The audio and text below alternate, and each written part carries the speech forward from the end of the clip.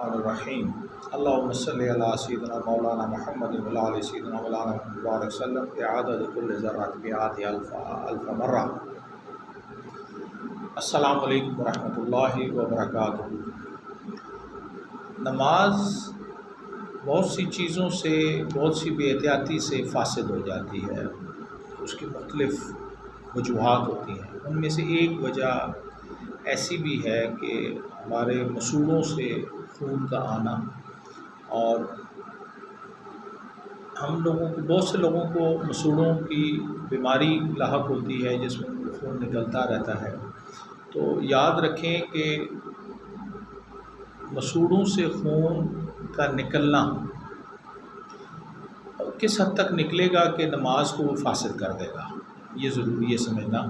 اور دوسرا، کس حد تک اس کا خون مسوڑوں کا نکلے گا کہ ہمارے وضو کو بھی فاسد کر دے گا، ہمارے روزے کو بھی فاسد کر دے گا، روزہ بھی ہمارا ٹوٹ جائے گا۔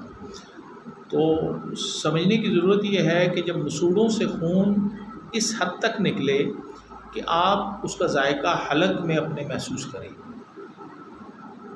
سمجھ رہے ہیں کہ خون اس حد تک مسوڑوں سے نکل رہا ہو اور بہہ کر حلق میں اس کا ذائقہ آپ محسوس کریں، تو آپ کی نماز فاسد ہو جائے گی۔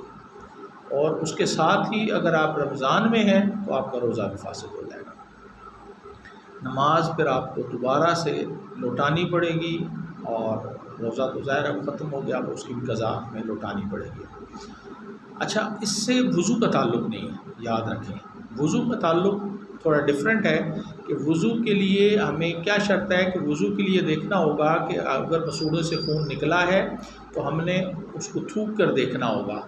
تھوکا، اگر سرخی مائل رنگ زیادہ ہوا، تھوک پر غالب ہوا خون، تو آپ کا وضو ٹوٹ گیا، آپ کو دوبارہ وضو کرنا پڑے گا۔ اگر آپ کا خون غالب نہ ہوا، تھوک اس پر غالب ہوا اور زردی مائل رنگ ہوا اس کا مطلب ہے آپ کا وضو نہیں ٹوٹا۔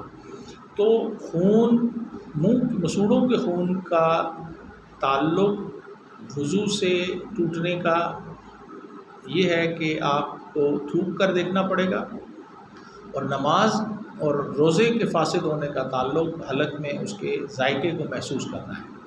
یہ یاد رکھیے، تاکہ آئندہ اگر کبھی کوئی ایسی سچویشن آپ کے پیش آ جائے تو آپ کو پتہ ہو کہ یار میرا وضو ٹوٹ گیا ہے، یا میری نماز فاسد ہو گئی ہے، میرا روزہ ٹوٹ گیا ہے، مجھے اس معاملے میں کیا کرنا ہونا چاہیے۔ اللہ تعالیٰ ہمیں دین اسلام کی سمجھ عطا فرمائے، اور تمام ایسے اعمال کرنا نصیب فرمائے جو اللہ اور اس کے حبیب کو پسند ہے۔ السلام علیکم ورحمۃ اللہ وبرکاتہ۔